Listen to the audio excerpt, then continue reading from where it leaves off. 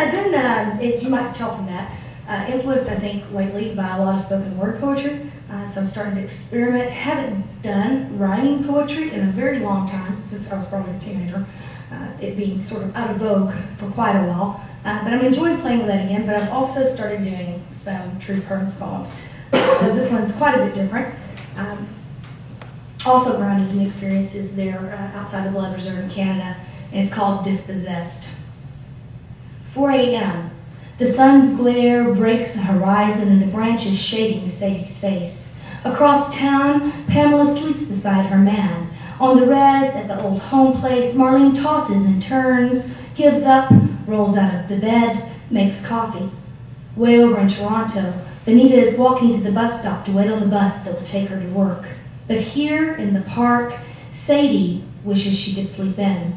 She wishes she were snug in the bed Pamela shares with her white man, a man Sadie imagines never hits Pamela, even though he does. The man she married after her Indian man ran off with her cousin, another man Sadie imagines never hit Pamela, even though he did.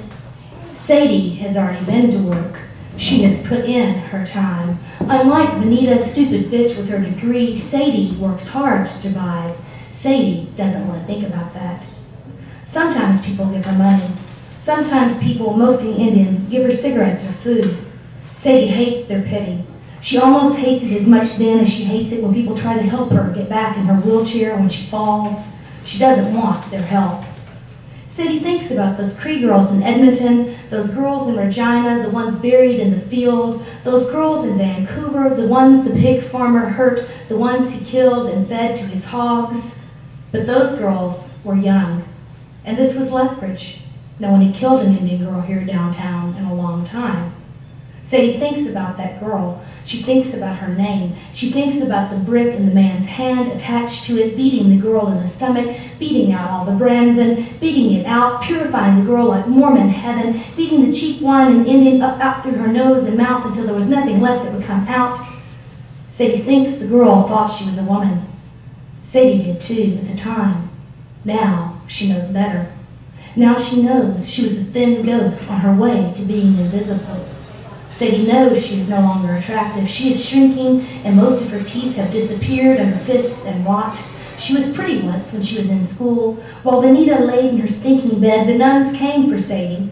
Sadie thinks about being poked and prodded. She thinks about her helplessness, the priest's hands and organ bursting her tiny parts. She is glad she is no longer pretty. Sadie doesn't want to think about it. Sadie thinks she might go to the white lady's house, the white lady with Indian grandchildren. The white lady sometimes left those tiny shampoo bottles, the ones they have in fancy hotels, in a small basket beside the backyard spigot so Sadie and the other women could wash their hair. Sadie knows now it's a good time to go before the white lady and her husband wake up.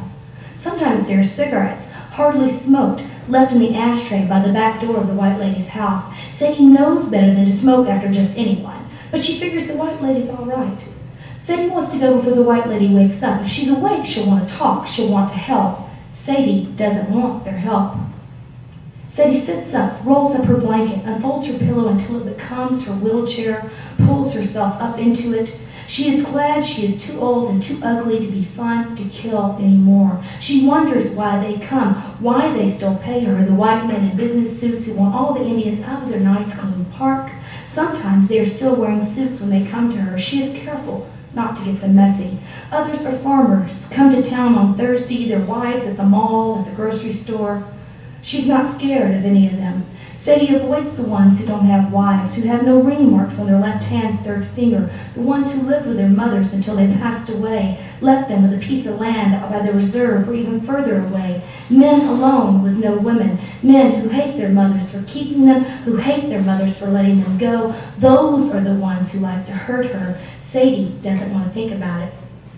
Sadie almost never thinks about the wreck anymore, and she never thinks about Frankie, never thinks about the baby, the one they took away after the wreck, even though the baby wasn't even hurt. If she doesn't think, the wheelchair becomes normal. The wheelchair becomes magical. It travels back in time, becomes the legs she used when she was young, the ones that walked, the ones that did more than allow themselves to be pried apart with no feeling for those who didn't like her missing teeth. If she doesn't think, the wheelchair is there from the beginning, protecting her from the priests, the nuns. If she doesn't think, the wheels start spinning right when she is born, and there is no Marlene, there is no Pamela, no Vanita, no Mama. There is only motion, forward motion, spinning her away from there, spinning her away to the sandhills, to her father the war took, spinning her away, spinning her away.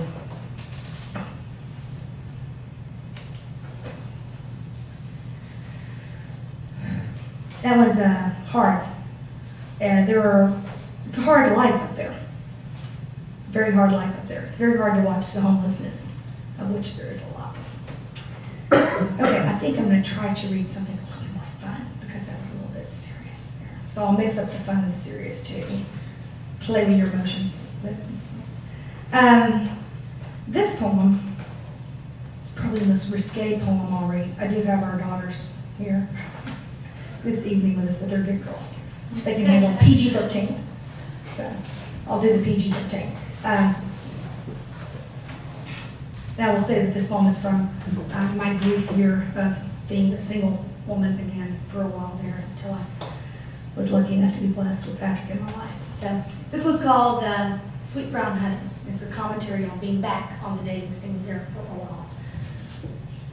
I like bullshitting fools who break all the rules. I like to watch their tries to build platforms of lies to stand on from which to pontificate. I like to watch them strut and try their luck, shake their ass, show their grass, decline, conjugate, and copulate, because some days it's a good day to sleep with a signifying cloud.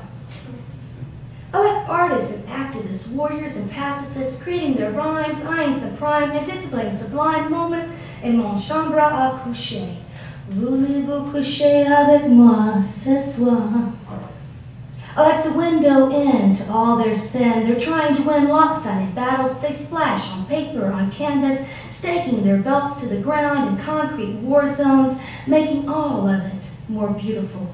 I like to float like the moon in the sky of a room, a thick-haunched doe watching hunger rise slow, looking for and taking the best hunter. I like being stalked and serenaded, evoked and painted, being prayed to and chased while being evasive, then luring them on in for the kill, because I have finally, after all this time, figured out the one thing that bad boys are good for. I like them sniffing my skirt, spitting phrases and words like love, and I'm in touch with my feminine side, and investing in property, and concentrating on my career. I like the surprise and the look in their eyes when they ultimately figure out I was just in it for the nookie because some turnabout is fair play, which is exactly what all of them want me to do. So yes, I'll make you some tea, let you be what you be, crawl on my bed, have it go to your head, almost drown in my pleasured sounds, get yourself lost in your signals all crossed, nearly go blind and out of your mind at the image of my splendor beneath you, and then I'll hold you up while I walk you out the door.